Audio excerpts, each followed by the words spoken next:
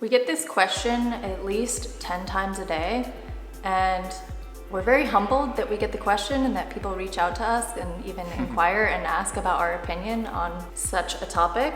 But we're pretty sick of answering this question every single day, and it's the same response. So we are excited to finally put together this video for you so it encompasses everything and our thoughts on this topic. And the question is, do we go to the gym? Do we lift weights? Or is yoga the only form of exercise that we do? And the short answer is that no, we do not lift weights. No, we do not go to the gym. And yes, yoga is the only thing that we're doing. We also train Brazilian Jiu-Jitsu, both of us, which is also bodyweight stuff. So let's just answer this as yes, yoga, or yes, bodyweight training is the only form of exercise we do.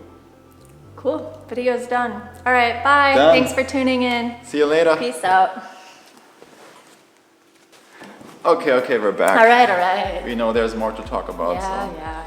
Let's go a little bit deeper, but we really want to keep this video short. All right, so now you know we're not lifting. The next question is, can you build muscle by only doing bodyweight training? And yes, you absolutely can. Just look at the people that do calisthenics. Look at the gymnasts. They are in excellent shape and they are also really strong, and they can do all these very amazing things with their body. So yes, you can build muscle from it, and you will also get really strong from doing bodyweight training. Now, we both have a gym background, so we used to go to the gym for many years, but we stopped going about 5 or 6 years ago. Since like 2014, 15, we have only been doing bodyweight training. So now for the rest of this video, if we say yoga, and we say that we do yoga, we mean the asana part of yoga, the movement part that you do on your mat, which is all body weight. Yep, yoga asana. And so we are referring to it as the style that we practice and that we teach. Now there's different parts of yoga asana or different styles. There's, for example, also restorative. There's yin. So these are very different approaches to asana. This is not what we mean with this video when we say we do yoga. We mean our style that we practice and that you find everywhere here on this channel. Which is mostly a vinyasa form, connecting breath to movement, but a lot of it is strength training. Our classes tend to be on the stronger side, and that's really what we practice every day. 2 to 3 hours we are on the mat and we are moving and breathing and sweating, and that is our yoga. Our main philosophy is actually with yoga, with this practice, to build strength and awareness. And so that's what we're sharing here on this channel. And what we really do is we just share our own practice. So the stuff that we do every day, we put into a video on like different levels of intensity and provide it here for you on this channel. We're not making this stuff up in this strength training classes and this secretly we go to the gym movements. And lift weights. Yeah, no, we're really just doing this. This is our day-to-day life, and then we just happen to put it in a video and share it with you. So there's no secrets here. There's nothing that we're hiding or anything like that. You just see what we're actually doing. The only thing that yoga is lacking, which we did an entire separate video on this, is the action of pulling, because there's just so much pushing in yoga and there's no pulling. So you can watch that whole video if you're interested in that, but we also do pulling, so either swimming or rock climbing, or even like here we don't really have a pull-up bar, but we've just been using a chair and kind of like jumping up on the roof and then doing pull-ups at the end of our yoga practice. So we also integrate that into our movement. At that time when we went to the gym, we thought that we are really strong. We were lifting all these crazy weights and doing very traditional weightlifting training, focusing on building muscle mass and muscle volume. Basically bodybuilding training and approach where you isolate the muscles and you train them so that they grow bigger. That was our goal, to get bigger and to look muscular and to look strong. When we came to our first yoga class, we were actually very humbled and surprised by that we are not strong at all. So imagine us going to the gym 5-6 years, then we go to our first yoga class and we are asked to hold Warrior 2, just holding your arms out. And you're holding only your arm weight, and it was very, very challenging. We were doing plank dying. pose, doing downward dog, it was very, very intense. Yeah. That's when really the question came up for us, like, are we really this strong as we thought we are? Is what we're doing in the gym helping us to feel good in the body, to be healthy, to be functionally strong and healthy and to actually have a useful body and useful strength that can like help us with our day-to-day life, day-to-day activities, with our main goals of fitness and well-being that we had at that time. There was also the time when I started practicing more handstands, when I started training jiu-jitsu, and so I found myself always being sore from going to the gym and lifting weights. My shoulders were sore, my arms, my legs. So it really affected the quality of training of my handstands because I was just exhausted because I did shoulder day the day before or something like that, or pecs or chest or whatever. And it also really affected in a negative way the quality of my jiu-jitsu training. I was just sore and exhausted and couldn't roll more or couldn't roll harder. So I asked myself this question, like, why do I even lift? Does lifting weights help me with my main goals of being functionally strong, having a useful body, improving my handstands, improving my jiu-jitsu? And I came to the realization that lifting weights in the way I did it for all these years is not helpful for me.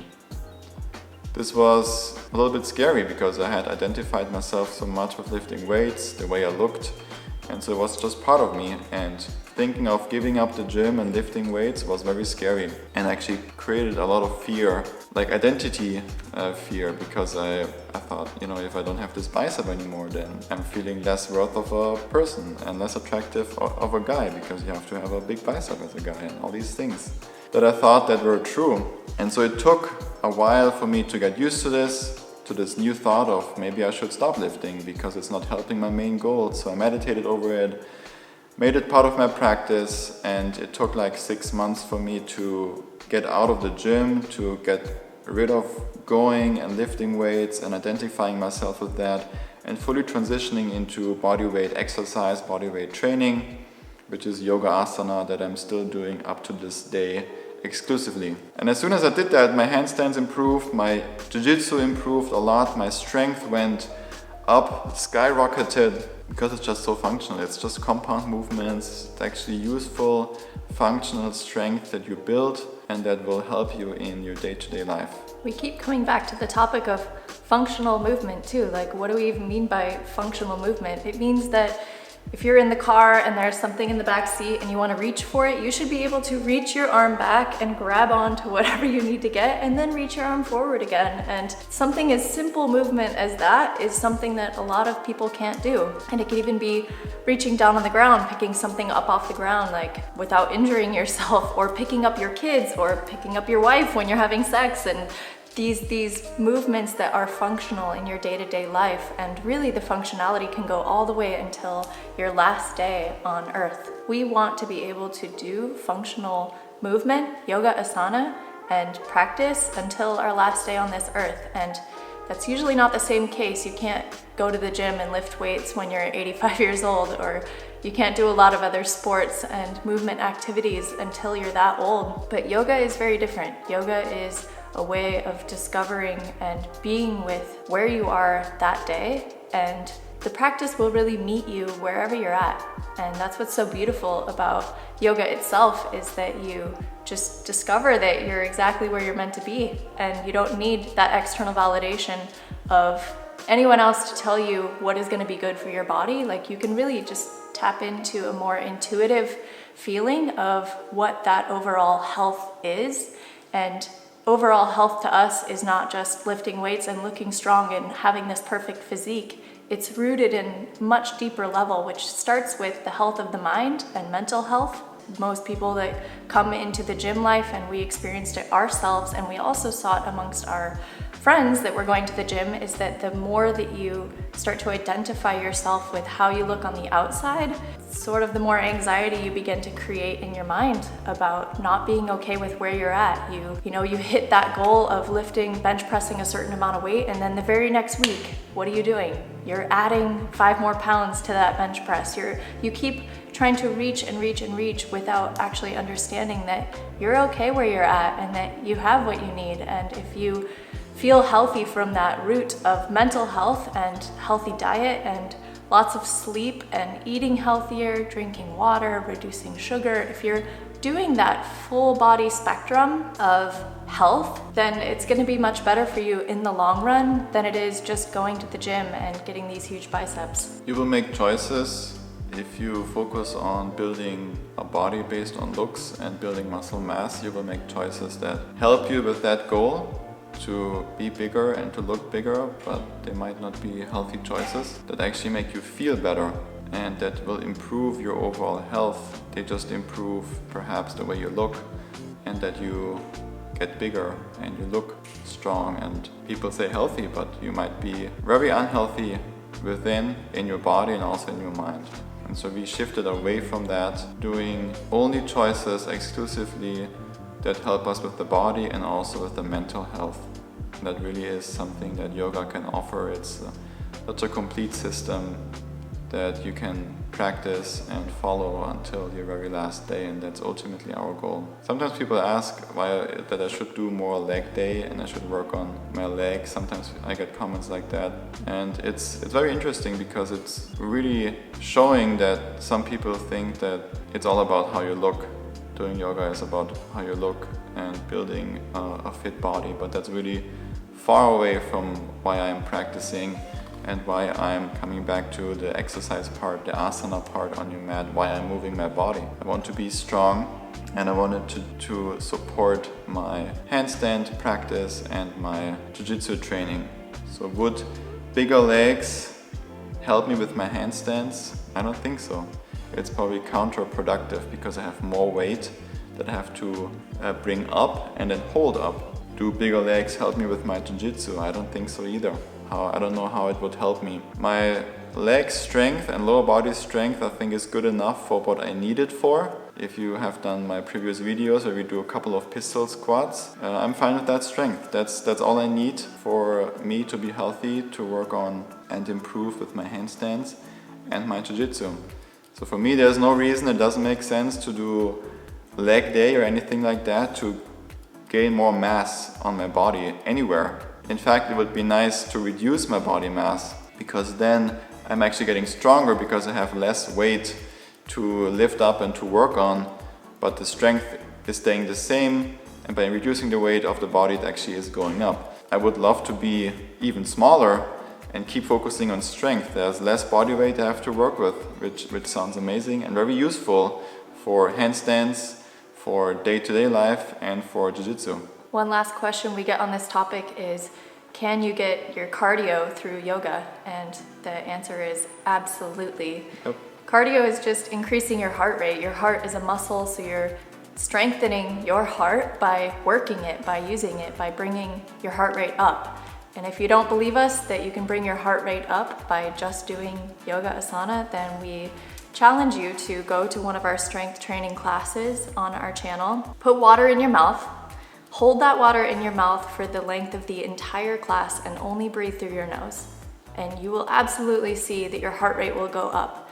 You'll be breathing harder, you'll be working harder, and that's exactly how Flo and I practice every day. We keep our lips sealed the entire time. We practice Ujjayi breath.